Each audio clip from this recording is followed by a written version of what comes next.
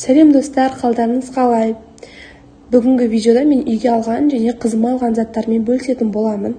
Менің видеом басталмас бұрын арнама тіркеліп, қолдап, лайк басып, колокольчикті басып отыруларыңызды сұраймын. Ендеше видеоны бастайық.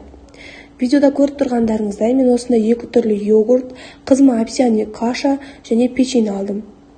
Сосын біздегі келесі зат ол яблочный осындай сок.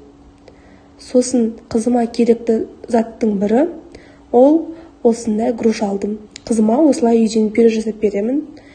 Табиғи өнім пайдалы болғандықтан қызым сүйсініп жеп алады. Содан кейін келесі зат ол менде пакеттегі осындай банан. Бұл тоже қызыма менің. Одан кейінгі зат ол осындай бізге обычный чим-чим салатқа қосатын. Салатқа керек болады. Содан кейін бізде ол осындай дизи. И пакеттегі соңғы зат ол бізде осындай рис. Күріш яғни. Міне осымен продуктыларымыз бітті.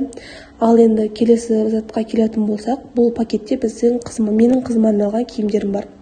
Ол осындай үйге киетін кофта. Енді күн суытып келе жатқаннан кейін осындай жеңі бар киімдер алып жатырмын қызыма. Сіздерге качествосын ішін көрсетіп жатырмын. Матасы денеге өте жағымды. Сол үшін мұны алдым. Ал осыдан кейін астыға киетін шалбар. Міне аяғы бар деп сіздерге көрсетіп жатырмын. Бұның да качествосы жақсы болғаннан кейін сіздерге камераға жақындатып көрсетіп жатырмын.